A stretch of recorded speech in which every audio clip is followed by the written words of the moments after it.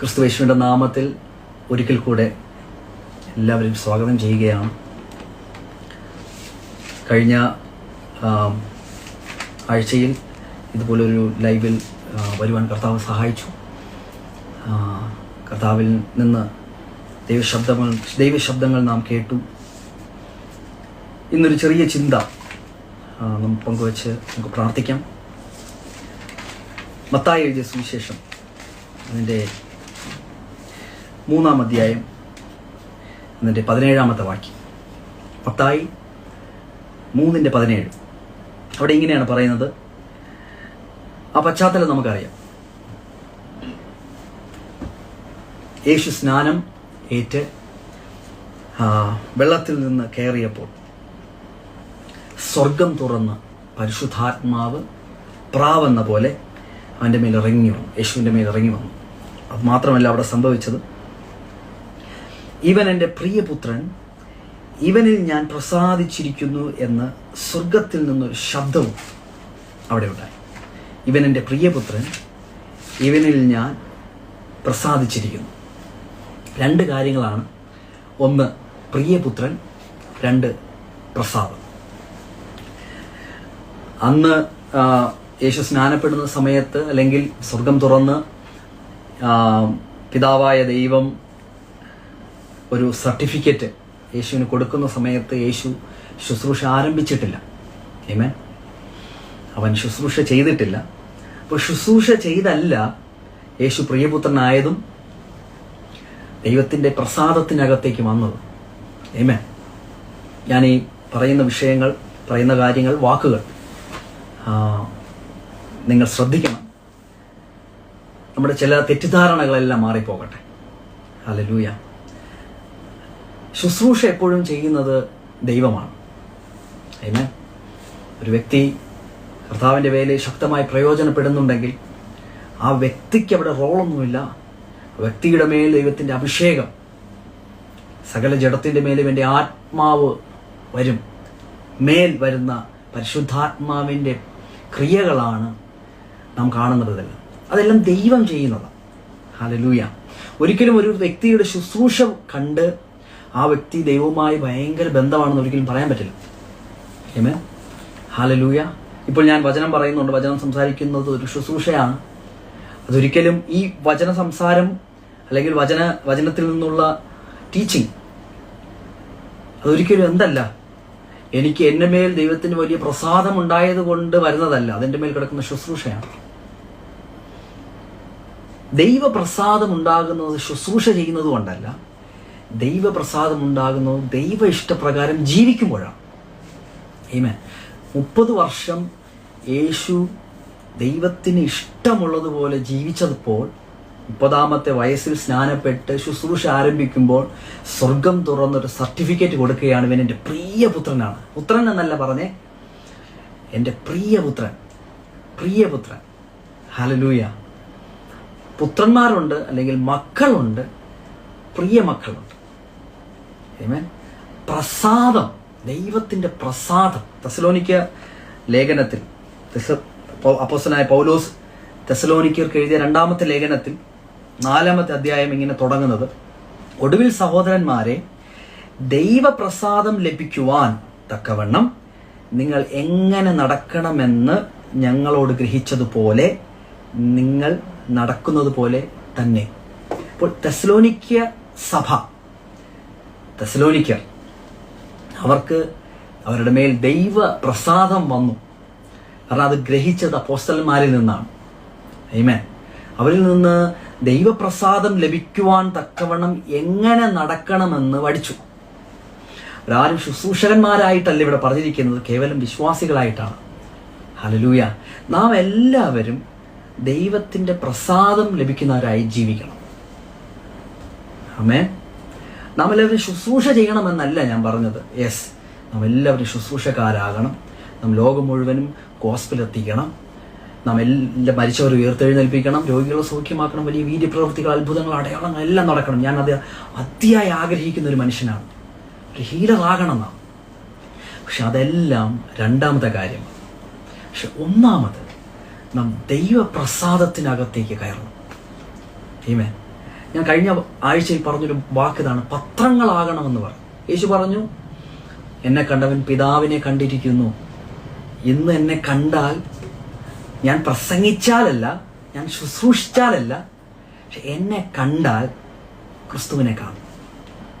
നമ്മൾ പത്രമാകേണ്ട ആവശ്യമുണ്ട്. ഈ കാലഘട്ടത്തിൽ ഏറ്റവും അധികം നാം യേശുവിനെ വെളിപ്പെടുത്തേണ്ട നിമിഷങ്ങളാണ്. കഴിഞ്ഞ ദിവസം ഞാൻ ഇൻസ്റ്റഗ്രാമിൽ തന്നെ ഒരു വീഡിയോ കണ്ടത്, ഒരു വ്യക്തി സുവിശേഷകൻ എന്ന് പറഞ്ഞുകൊണ്ട് മാല മോഷ്ടിച്ചൊരു വാർത്ത നിങ്ങൾ എത്തിക്കണം. എനിക്ക് സങ്കടം തോന്നി.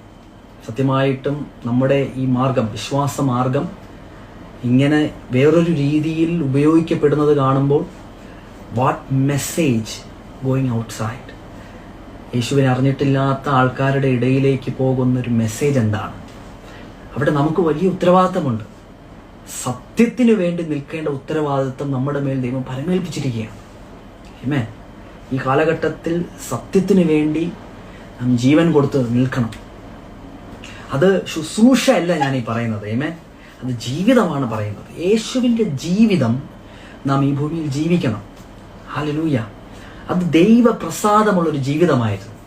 യേശു ഈ ഭൂമിയിൽ 30 വർഷം ശുശ്രൂഷകനാകാതിരുന്നപ്പോൾ ദൈവപ്രസാദത്തിൽ ജീവിച്ചതുപോലെ, ശുശ്രൂഷകനായതിനു ശേഷവും ദൈവപ്രസാദത്തിൽ ജീവിച്ചതുപോലെ, നാം ഓരോരുത്തരും യേശുവിൽ വിശ്വസിച്ചവരാകയാൽ നമ്മുടെ ജീവിതം ദൈവപ്രസാദത്തിലുള്ളതായിരിക്കണം. ഹല്ലേലൂയ. ദൈവത്തിൻ്റെ പ്രസാദമുള്ളൊരു ജീവിതം നാം ജീവിക്കണം. തെസ്സലോനിക്കക്കാർ അങ്ങനെ ജീവിക്കുന്നവരായിരുന്നു. റോമർക്ക് എഴുതിയ ലേഖനത്തിൽ അപ്പോസ്തലനായ പൗലോസ് 8-ാം അധ്യായത്തിൽ പറയുന്നത് ഇങ്ങനെയാണ്. അതിൻ്റെ 8-ാമത്തെ വാക്യം. റോമർക്ക് എഴുതിയ ലേഖനം അതിൻ്റെ 8-ാം അധ്യായം അതിൻ്റെ 8-ാമത്തെ വാക്യം. ജഡസ്വഭാവമുള്ളവർക്ക് ദൈവത്തെ പ്രസാദിപ്പിക്കുവാൻ കഴിവില്ല. ആമേൻ. ദൈവത്തെ പ്രസാദിപ്പാൻ കഴിവില്ല. ജഡസ്വഭാവം എന്നാണ് മലയാളത്തിൽ തർജ്ജനം ചെയ്തിരിക്കുന്നത്. എങ്കിലും അതിൻ്റെ യഥാർത്ഥ അല്ലെങ്കിൽ പരിഭാഷയിൽ പറയുന്നത് ഇങ്ങനെയാണ്. ഇംഗ്ലീഷ് വേർഷനിലേക്ക് എഴുതിയിരിക്കുന്നത്, those are in the flesh. ജഡത്തിലുള്ളവർക്ക്, നമുക്കറിയാം ജഡീകന്മാരുണ്ട്, ആത്മീകന്മാരുണ്ട്, പ്രാകൃതന്മാരുണ്ട്. അപ്പോൾ ജഡത്തിൽ ജീവിക്കുന്നവർക്ക് ദൈവത്തെ പ്രസാദിപ്പിക്കുവാൻ കഴിയില്ലെന്നാണ് പറയുന്നത്. ആമേൻ. അവർക്ക് അതിനുള്ള കഴിവുമില്ല. വചനം പറയുന്നു, കർത്താവ് ആത്മാവാകുന്നു. ദൈവം ആത്മാവാണ്. അവൻ്റെ ആത്മാവുള്ളിടത്ത് സ്വാതന്ത്ര്യമുണ്ട്. ഹല്ലേലൂയ. അവൻ്റെ ആത്മാവ്, അവൻ ആത്മാവായതുകൊണ്ടും അവൻ്റെ ഇടപെടലുകളെല്ലാം, അവൻ്റെ ഡീലിങ്സ്, അവൻ്റെ സംസർഗം മുഴുവനും നമ്മുടെ ആത്മാവിനോടാണ്. ആമേൻ. കാരണം നാം യേശുവിൽ വിശ്വസിച്ചപ്പോൾ നമ്മുടെ ആത്മാവ് വീണ്ടും ജനിച്ചു. ആമേൻ. നാം വീണ്ടും ജനിക്കപ്പെട്ടു. വീണ്ടും ജനിക്കുക എന്ന് പറയുമ്പോൾ, മുമ്പേ മരിച്ചവരായിരുന്നു നാം, മുമ്പേ ദൂരസ്ഥരായിരുന്നു, മുമ്പേ മരിച്ചവരായിരുന്നു. ഇപ്പോൾ ദൈവത്തിന്റെ ആത്മാവ്, ദൈവത്തിന്റെ ജീവന്റെ ഒരു അംശം നമ്മുടെ ആത്മാവിൽ വന്നപ്പോൾ നാം ജീവനുള്ളവരായി, അല്ലെങ്കിൽ വീണ്ടും ജനിച്ചു. ഇപ്പോൾ ദൈവത്തിന്റെ ജീവൻ നമ്മുടെ ആത്മാവിലുണ്ട്. അപ്പോൾ പരിശുദ്ധാത്മാവ് വസിക്കുന്നത് നമ്മുടെ ആത്മാവിലാണ്. ആമേൻ. അപ്പോൾ വചനം പറയുന്നു, നാം, നമ്മുടെ ശരീരം പരിശുദ്ധാത്മാവിന്റെ മന്ദിരമാണ്.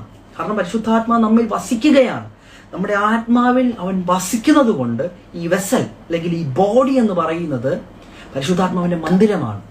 എന്നിട്ട് പറയുന്നുണ്ട്, ഈ ശരീരം കൊണ്ട് നാം ദൈവത്തെ മഹത്വപ്പെടുത്തണം. നമ്മുടെ ആത്മാവ് കൊണ്ട് നാം മഹത്വപ്പെടുത്തുന്നുണ്ട്. പക്ഷെ ഇനി ശരീരം കൊണ്ടൊരു മഹത്വപ്പെടുത്തൽ, അത് നാം മരിച്ച് അടക്കപ്പെട്ട് ഉയർത്തെഴുന്നേറ്റ് കർത്താവിൻ്റെ സന്നിധിയിലായിരിക്കുമ്പോൾ ചെയ്യേണ്ട കാര്യമല്ല, വെളിപ്പെടുന്ന ഒരു കാര്യമല്ല പറയുന്നത്. ഇന്ന് നാം ഇവിടെ ജീവിക്കുമ്പോൾ നമ്മുടെ ശരീരം കൊണ്ടും നാം ദൈവത്തെ മഹത്വപ്പെടുത്തണം. ദൈവത്തിൻ്റെ പ്രസാദമുള്ളൊരു ജീവിതം നാം ജീവിക്കണം. കാരണം ജഡത്തിലാണ് ഒരുവൻ സഞ്ചരിക്കുന്നതെങ്കിൽ, ജഡത്തിൽ സഞ്ചരിക്കുന്നു എന്ന് പറയുമ്പോൾ, ജഡത്തിൽ ജീവിക്കുന്നു എന്ന് പറയുമ്പോൾ, ജഡീകൻ എന്ന് പറയുമ്പോൾ അത് ശിശുത്വത്തെ കാണിക്കുകയാണ്. ആമേൻ.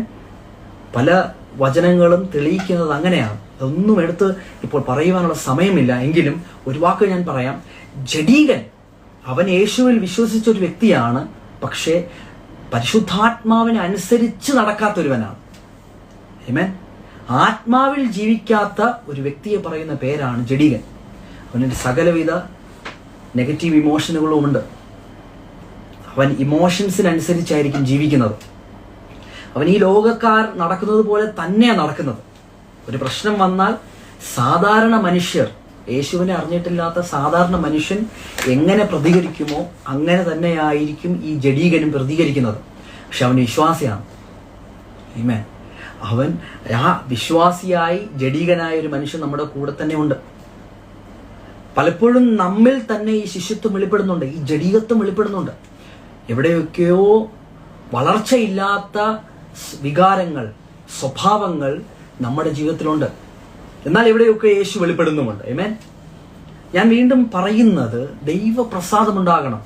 എഫേസ്യർക്ക് എഴുതിയ ലേഖനത്തിൽ 4-ാം അധ്യായത്തിൽ പറയുന്നത് ഇങ്ങനെയാണ്: സകലത്തിലും ക്രിസ്തു എന്ന തലയോളം വളരണം. അത് പറയുന്നത് സകലത്തിലും, അത് ഒരു കാര്യം മാത്രമല്ല അവിടെ പറയുന്നത്, സമസ്ത മേഖലയും, നമ്മുടെ ജീവിതത്തിലെ സമസ്ത മേഖലയും, എല്ലാ വികാരങ്ങൾ, എല്ലാ സ്വഭാവങ്ങൾ, അവിടെ എല്ലാം ക്രിസ്തു എന്ന തലയോളം നാം വളർന്നിരിക്കണം. എന്ന് വെച്ചാൽ ക്രിസ്തുവിനെ പോലെ ആയിരിക്കണം. നാം ചിന്തിക്കണം, ഒരു സാഹചര്യത്തിൽ, ഒരു പ്രശ്നത്തിന്റെ നടുവിൽ നാം ആയിരിക്കുമ്പോൾ അവിടെ യേശു ആണെങ്കിൽ എങ്ങനെ അതിനെ പ്രതികരിക്കും, എങ്ങനെ അതിനെ ഡീൽ ചെയ്യുമെന്ന് നാം ശ്രദ്ധിക്കണം. നമുക്കറിയാൻ പറ്റും, പലപ്പോഴും നമുക്ക് ദേഷ്യം വരുന്ന സാഹചര്യങ്ങൾ വരാറുണ്ട്. നാം കോപിക്കാറുണ്ട്, നാം ഭാരപ്പെടാറുണ്ട്, നാം ദുഃഖിക്കാറുണ്ട്. ഇങ്ങനെ പലവിധമായുള്ള ഇമോഷൻസിനകത്തുകൂടെ ഓരോ ദിവസവും നമ്മൾ കടന്നു പോകാറുണ്ട്. നാളെക്കുറിച്ച് വിചാരപ്പെടുന്നവരുണ്ട്, ഭാരമുള്ളവരുണ്ട്, ടെൻഷൻ ഉള്ളവരുണ്ട്, വിഷാദമുള്ളവരുണ്ട്. ഇതെല്ലാം മാനുഷിക അവസ്ഥകളാണ്. കാരണം ഈ ലോകത്തിൽ പിശാച് ഉള്ളിടത്തോളം കാലം ഇതെല്ലാം ഉണ്ട്. നരകത്തിന്റെ ലക്ഷണങ്ങളാണ് ഇതൊക്കെ. ആമേൻ. നരകത്തിൽ പോയാൽ, ഒരു മനുഷ്യൻ നരകത്തിൽ ചെന്ന് കഴിഞ്ഞാൽ ഇതിന്റെ എല്ലാം പൂർണ്ണതയിൽ, വിഷാദത്തിന്റെ പൂർണ്ണത അവിടെ അനുഭവിക്കും, ദുഃഖത്തിന്റെ പൂർണ്ണത അവിടെ അനുഭവിക്കും. അതിന്റെ എല്ലാം ഒരു സ്മോൾ, ഈ ദൈവജീവന്റെ ഒരു അംശം നാം അനുഭവിക്കുന്നത് പോലെ നരകത്തിന്റെ ഒരംശം നമ്മളെല്ലാവരിലുമുണ്ട്, നാം അനുഭവിക്കുന്നുണ്ട്. എന്നാൽ അവിടെ നമുക്കുള്ളത് ജയിക്കുവാൻ, ഈ ലോകത്തെ ജയിച്ച ഒരുവന്റെ സഹായം നമ്മളോടുണ്ട്. അവൻ ഒരിക്കലും നമ്മെ കുറ്റപ്പെടുത്തുന്നില്ല. ആമേൻ. ഇബ്രായർക്ക് എഴുതിയ ലേഖനത്തിൽ ആ വചനം ഒന്ന് വായിച്ചു പോകാം. ഇബ്രായർക്ക് എഴുതിയ ലേഖനത്തിൽ അവിടെ പറയുന്നത് ഇങ്ങനെയാണ്: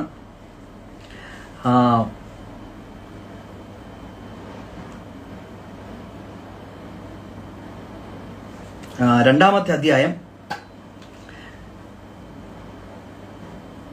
18-ാമത്തെ വാക്യം: താൻ തന്നെ പരീക്ഷിതനായി കഷ്ടമനുഭവിച്ചിരിക്കുകയാൽ പരീക്ഷിക്കപ്പെടുന്നവർക്ക് സഹായിക്കുവാൻ കഴിവുള്ളവനാകുന്നു. ഹല്ലേലൂയ.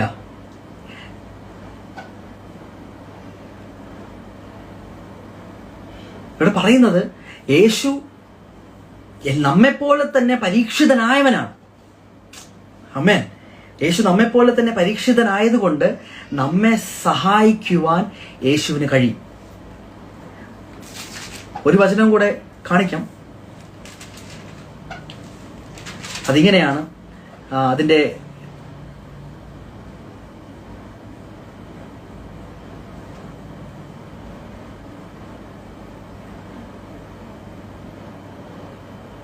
10-ാമത്തെ വാക്യം: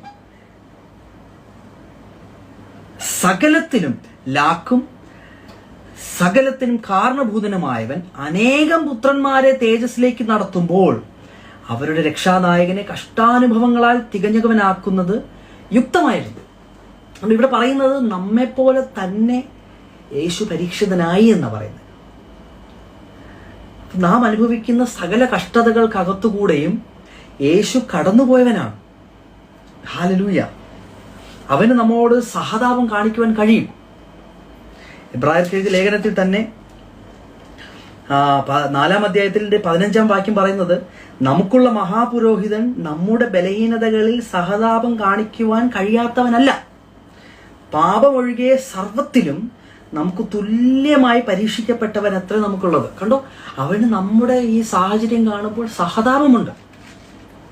ആമേൻ. അപ്പോൾ യേശു ഒരിക്കലും നമ്മെ കുറ്റപ്പെടുത്തുന്നില്ല. ഞങ്ങൾ ഇത് മനസ്സിലാക്കണം. മനുഷ്യന്റെ സ്വഭാവം, ഒരു വ്യക്തി നെഗറ്റീവ് അല്ലെങ്കിൽ അവൻ ഒരു ക്രിസ്തുവിന്റെ സ്വഭാവത്തിൽ അല്ലെങ്കിൽ ജയാളിയായിട്ട് ജീവിക്കാതെ അവൻ തോന്നിയതുപോലെ ജീവിക്കുന്നത് കാണുമ്പോൾ നമുക്ക് വരുന്നൊരു കാര്യം കുറ്റപ്പെടുത്തല.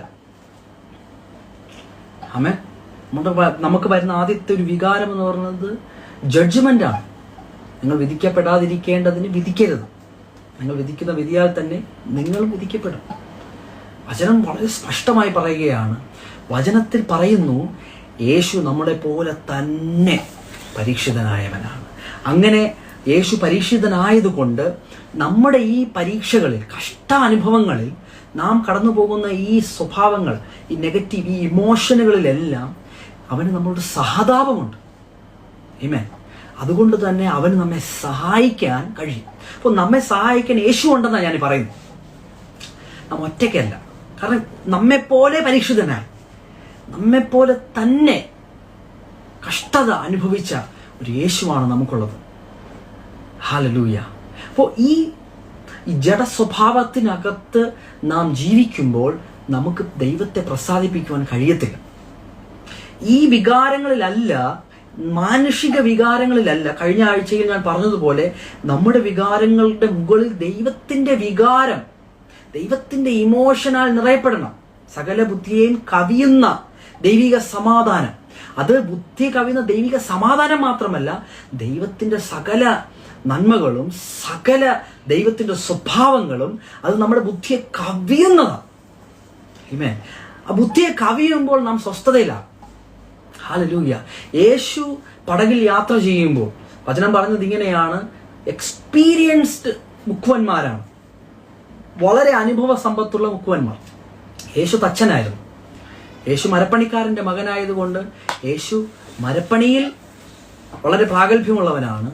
പക്ഷേ കടലിനെയോ കടലിലെ സാഹചര്യങ്ങളിലെയോ അതിലൊന്നും വളരെ പ്രാഗൽഭ്യമില്ലാത്തൊരു വ്യക്തിയായിരുന്നു യേശു. വളരെ പ്രാഗൽഭ്യമുള്ള മുക്കുവന്മാർ, എക്സ്പീരിയൻസ്ഡ് ഫിഷർമെൻ, അവരവിടെ നിന്ന് തണ്ടു വലിച്ചു എന്നാണ് പറഞ്ഞത്. എന്നിട്ട് പറയുന്നുണ്ട്, ഞങ്ങൾ മരിക്കുവാൻ പോകുന്നു, അത് നിനക്ക് വിചാരമില്ലേ എന്ന് പറഞ്ഞ് യേശുവിനെ വിളിക്കുമ്പോൾ അവിടെ കാണുന്ന ഒരു സംഗതി, യേശു ഉറങ്ങുകയായിരുന്നു. ഹല്ലേലൂയ.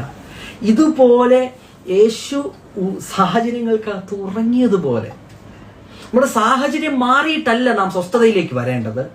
നാം സ്വസ്ഥതയിൽ വരുമ്പോൾ സാഹചര്യം മാറും. ആമേൻ. എന്ന് വെച്ചാൽ ദൈവിക സ്വഭാവത്തിൽ നാം നിറയുമ്പോൾ, ദൈവിക ഇമോഷനാൽ നാം നിറയുമ്പോൾ, യേശുവിൻ്റെ സ്വഭാവത്തിൽ യേശുവിനെ പോലെ നാം ആകുമ്പോൾ നമ്മുടെ സാഹചര്യങ്ങൾ തനിയെ മാറിപ്പോകും. ഹല്ലേലൂയ. ഞാൻ പറഞ്ഞു വരുന്നതിൻ്റെ കാരണം, നമ്മുടെ പ്രശ്നങ്ങൾ, നമ്മുടെ സാഹചര്യങ്ങളെല്ലാം നമ്മെ ക്രിസ്തുവിനെ പോലെ ആക്കുവാൻ വേണ്ടിയിട്ടാണ്. എവിടെയൊക്കെ ജഡീക സ്വഭാവങ്ങളുണ്ടോ, ജഡത്തിൻ്റെ സ്വഭാവങ്ങളുണ്ടോ, അതെല്ലാം വെളിപ്പെട്ട് വരും. വെളിപ്പെട്ട് വരുമ്പോൾ നാം ഒരിക്കലും സങ്കടപ്പെടരുത്, പഴിക്കരുത്, ആരുടെയും മെക്കിട്ട് കയറരുത്. വചനം പറയുന്നുണ്ട്, നമുക്ക് പോരാട്ടമുള്ളത് ജഡരക്തങ്ങളോടല്ല, മനുഷ്യരോടല്ലെന്നാണ് പറയുന്നത്. നമുക്ക് മനുഷ്യർക്ക് ഒരു യുദ്ധവുമില്ല, ഒരു പോരാട്ടവുമില്ല.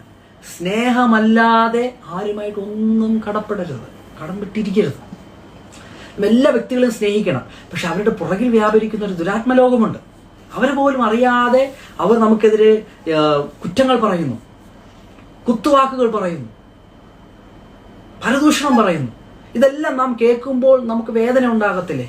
വേദന ഉണ്ടാകും, വേദന ഉണ്ടാകും. നാം മനുഷ്യരാണ്, നാം റോബോട്ടൊന്നും അല്ലല്ലോ.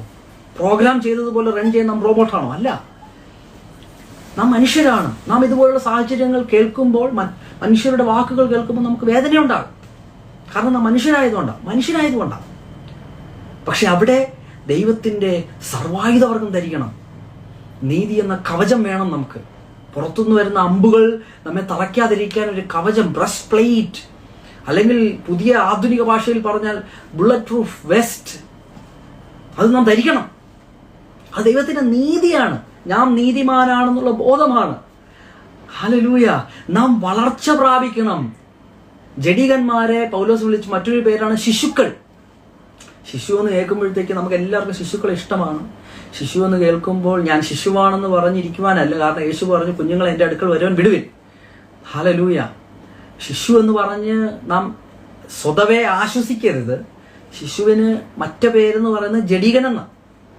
ആത്മാവിൽ നടക്കാത്ത, ദൈവത്തിൻ്റെ ഇഷ്ടപ്രകാരം ജീവിക്കാത്ത, ദൈവ പ്രസാദമില്ലാത്ത ഒരു മനുഷ്യന്റെ പേരാണ് ജഡികൻ. നാം ജഡികന്മാരാകരുത്, ആത്മീകന്മാരാകണം. യേശുവിനെ പോലെ ആത്മീകന്മാരായി നാം ആയിത്തീരണം. ഹല്ലേലൂയ. നമ്മുടെ ശിശുത്വങ്ങളെല്ലാം മാറിപ്പോകട്ടെ. നമുക്ക് എങ്ങനെ അറിയാൻ പറ്റും ശിശുത്വമുണ്ടെന്ന്? നമ്മുടെ ഇടയിൽ ഈർഷ്യ, പിണക്കം, ദ്വന്ദ്വപക്ഷം, ഭിന്നത, പക, ഇങ്ങനെയുള്ള വികാരങ്ങൾ ഉണ്ടെങ്കിൽ നാം ശിശുക്കളാണ്. നാളെക്കുറിച്ച് ഭാരപ്പെടുന്നുണ്ട്, നമുക്ക് ജയിക്കാൻ പറ്റുന്നില്ല. ഞാൻ പറഞ്ഞു വരുന്നത്, ഈ വാക്കുകൾ പറയുമ്പോൾ നിങ്ങളെ തരം താഴ്ത്തുകയോ കുറ്റം പറയുകയോ കുറ്റപ്പെടുത്തുകയോ അല്ല. ഇവിടെ നമ്മെ സഹായിക്കാൻ യേശു എന്നൊരു മഹാപുരോഹിതനുണ്ട്. അവൻ സകലത്തിലും നമ്മെ പോലെ പരീക്ഷിതനായതുകൊണ്ട് അവന് സഹതാപമുണ്ട്. നമ്മെ സഹായിക്കാൻ അവന് കഴിയും. നാം ആ സാഹചര്യത്തിൽ ചെന്ന് നിൽക്കുമ്പോൾ, കർത്താവേ, നിന്റെ ഇഷ്ടപ്രകാരം എനിക്കൊന്ന് ജീവിക്കണം, ദൈവപ്രസാദമുള്ള ഒരു ജീവിതം എനിക്ക് വേണം, അത് ഇവിടെ വേണം. വെളിപ്പെട്ട് നിൽക്കുന്ന നെഗറ്റീവ് ഇമോഷൻ, ആ ഭാരപ്പെട്ടിരിക്കുന്ന സാഹചര്യത്തിൽ, കർത്താവെ, എനിക്ക് ഈ ഭാരമില്ലാത്തൊരു ജീവിതം വേണമെന്ന് പറയണം. ഇവിടെയും ഈ സാഹചര്യത്തിലും എനിക്ക് നിന്നെ പ്രസാദിപ്പിക്കണം. ഹല്ലേലൂയ. ഒന്നിനെക്കുറിച്ചും വിചാരപ്പെടരുത്. സകലത്തിലും പ്രാർത്ഥനയാലും അപേക്ഷയാലും നിങ്ങളുടെ ആവശ്യങ്ങളുടെ സ്തോത്രത്തോടുകൂടി അവനെ അറിയിക്കുക അത്ര വേണ്ടത്. എന്നാൽ സകല ബുദ്ധിയും കവിയുന്ന ദൈവിക സമാധാനം നിങ്ങളെ നിറയും. എവിടെയൊക്കെ? നമ്മുടെ ബുദ്ധിയിലും നമ്മുടെ ഹൃദയത്തിലും നിറയും. അവിടെയാണല്ലോ ഈ റീസണിങ് എല്ലാം കിടക്കുന്നത്.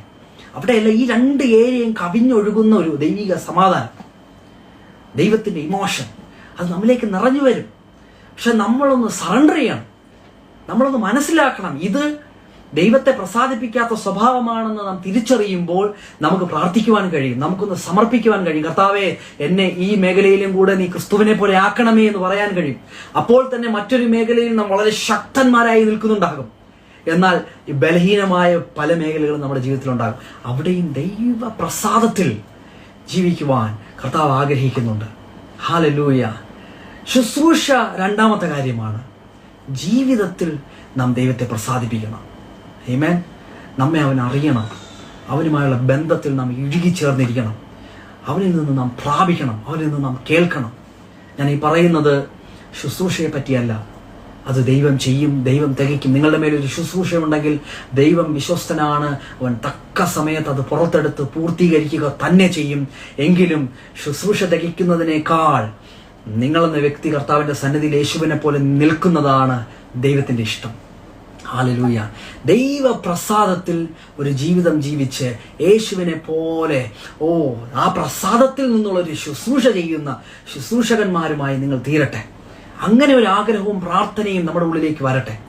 ഹല്ലേലൂയ. ഞാനിന്ന് ഇത് പറയുമ്പോൾ തന്നെ ഏതൊക്കെ മേഖലകളിൽ നിങ്ങൾ കഷ്ടപ്പെടുന്നുണ്ടോ, ഏതൊക്കെ മേഖലകളിൽ നിങ്ങൾ രഹസ്യത്തിൽ യുദ്ധം ചെയ്യുന്നുണ്ടോ, ഏതൊക്കെ മേഖലയിൽ നിങ്ങൾ ഹല്ലേലൂയ പുറത്തു പറയാൻ കഴിയാതെ നിങ്ങൾ ഞെരുങ്ങിയിരിക്കുന്നോ, അവിടെയെല്ലാം ഇപ്പോൾ കർത്താവിന്റെ സാന്നിധ്യം വന്ന്, ദൈവത്തിന്റെ സ്വഭാവം വന്ന്, യേശുവിന്റെ സാന്നിധ്യം വന്ന് നിങ്ങളെ ജയിപ്പിക്കുന്ന ഒരു രാത്രിയായി ഇന്ന് മാറട്ടെ. ഹല്ലേലൂയ. ഒരു നിമിഷം നിങ്ങൾക്ക് ആ ഏരിയകളൊക്കെ ഒന്ന് സമർപ്പിച്ചാൽ വചനമെന്ന വാൾ നിങ്ങളുടെ അടുക്കലേക്ക് വരും. പരിശുദ്ധാത്മാവ് നിങ്ങൾ ആ ഏരിയയിൽ നിങ്ങൾ അതിനുവേണ്ടി സമർപ്പിക്കുമ്പോൾ സഹായകൻ കാര്യസ്ഥനാകുന്ന പരിശുദ്ധാത്മാവ് ദൈവ ഇഷ്ടത്തിൽ നാം സമർപ്പിക്കുമ്പോൾ, ദൈവ ഇഷ്ടത്തിൽ നാം പ്രാർത്ഥിക്കുമ്പോൾ നമ്മെ സഹായിക്കുന്ന പരിശുദ്ധാത്മാവ് അവിടെ വന്ന് നമ്മെ കൃപ തന്ന് കരുണ കാണിച്ച് നമ്മെ ആ മേഖലയിൽ ജയിക്കുവാൻ, ജയാളിയാക്കുവാൻ വളരെ ശക്തനാകുന്നത്. എന്നെ ശക്തനാക്കുന്നവൻ മുഖാന്തരം സകലത്തിലും ഞാൻ മതിയായവനാകുന്നത് ഇങ്ങനെയാണ്. ഹല്ലേലൂയ. ഒരു നിമിഷം നമുക്ക് പ്രാർത്ഥിക്കാം. ഹല്ലേലൂയ. എൻ്റെ ഈ വാക്കുകൾ കേൾക്കുന്ന നിങ്ങളൊന്ന് സമർപ്പിച്ചാട്ടെ. നിങ്ങൾ ഏത് സാഹചര്യത്തിലാണെങ്കിലും ഇന്ന് ഹല്ലേലൂയ, നിങ്ങളുടെ സാഹചര്യം മാറിയത് കൊണ്ടല്ല, ഞാൻ വീണ്ടും പറയുന്നു, നിങ്ങളുടെ സാഹചര്യം മാറുന്നത് കൊണ്ടല്ല നിങ്ങൾ യേശുവിനെ പോലെ ആകുന്നത്. നിങ്ങൾ യേശുവിനെ പോലെ ആകുമ്പോൾ, ദൈവത്തിന്റെ സ്വഭാവത്തിൽ നിറയുമ്പോൾ, നിങ്ങൾ സ്വസ്ഥതയിലേക്ക് വരുമ്പോൾ, ഹല്ലേലൂയ, നിങ്ങൾ ആ സ്വസ്ഥതയിലേക്ക് വരുമ്പോൾ നിങ്ങളുടെ സാഹചര്യം മാറിപ്പോകും. ഹല്ലേലൂയ. നിങ്ങളുടെ സാഹചര്യത്തിന്റെ നടുവിൽ ക്രിസ്തുവിനെ വെളിപ്പെടുത്തിയാട്ടെ. നിങ്ങളുടെ സാഹചര്യത്തിന്റെ നടുവിൽ ക്രിസ്തു വെളിപ്പെടട്ടെ. നമ്മെ കാണുന്നവർ ക്രിസ്തുവിനെ കാണട്ടെ. നാം തന്നെ പത്രമാകട്ടെ, നാം സുവിശേഷമാകട്ടെ. ഹല്ലേലൂയ. നാം ശുശ്രൂഷ ചെയ്തിട്ടല്ല നമ്മുടെ സുവിശേഷകനായി മാറുന്നത്. നമ്മുടെ ജീവിതം ശുശ്രൂഷയായി മാറട്ടെ, നമ്മുടെ ജീവിതം സുവിശേഷമായി മാറട്ടെ, നമ്മുടെ ജീവിതം പത്രമായി മാറട്ടെ, നമ്മുടെ ജീവിതം ദൈവ പ്രസാദമുള്ളതായി മാറട്ടെ. നമ്മുടെ ജീവിതം മക്കൾ എന്നതിനപ്പുറമായി പ്രിയ മക്കൾ എന്ന പദവിയിലേക്ക് ഉയർന്നതാകട്ടെ. സകല മേഖലയിലും ക്രിസ്തു വെളിപ്പെടട്ടെ, ക്രിസ്തുവിനെ പോലെ ആകട്ടെ. പിതാവ് കർത്താവെ, ഞങ്ങൾ ഒരുമിച്ച് പ്രാർത്ഥിക്കുന്നു. ഇന്ന് ഈ ശബ്ദം കേൾക്കുന്ന എല്ലാ വ്യക്തികളെയും ഞാൻ അനുഗ്രഹിക്കുന്നു. കർത്താവെ, ഇവർ കഷ്ടപ്പെടുന്ന, ഇവർ പരീക്ഷിക്കപ്പെടുന്ന ഏത് സാഹചര്യത്തിലാണെങ്കിലും അവിടെ അങ്ങയുടെ സാന്നിധ്യം ഇപ്പോൾ ഇറങ്ങി വരട്ടെ. ഹല്ലേലൂയ. അങ്ങയുടെ സ്വസ്ഥത ഇറങ്ങി വരട്ടെ, അങ്ങയുടെ സമാധാനം ഇറങ്ങി വരട്ടെ. ഹല്ലേലൂയ. കർത്താവെ, ജയിച്ചവന്റെ സാന്നിധ്യം, ജയിപ്പിക്കുന്നതിനായി ഞങ്ങൾ നന്ദി പറയുകയാണ്. അങ്ങയുടെ ഹല്ലേലൂയ. ഞങ്ങൾ കഷ്ടപ്പെടുന്നത് കാണുമ്പോൾ സഹതാപം തോന്നുന്ന ഒരു മഹാപുരോഹിതനാണ് ഞങ്ങൾക്കുള്ളത്. അങ്ങ് ഇന്ന് ഞങ്ങൾക്ക് വേണ്ടി പക്ഷപാതം ചെയ്തുകൊണ്ടിരിക്കുകയാണല്ലോ പിതാവേ. ഹല്ലേലൂയ. ഞങ്ങൾക്ക് വേണ്ടി പക്ഷപാതം ചെയ്യുന്ന യേശു ഞങ്ങൾക്കുള്ളതിനായി ഞങ്ങൾ നന്ദി പറയുന്നു പിതാവേ. ഞങ്ങൾ അവനെ ഇൻവൈറ്റ് ചെയ്യുകയാണ്.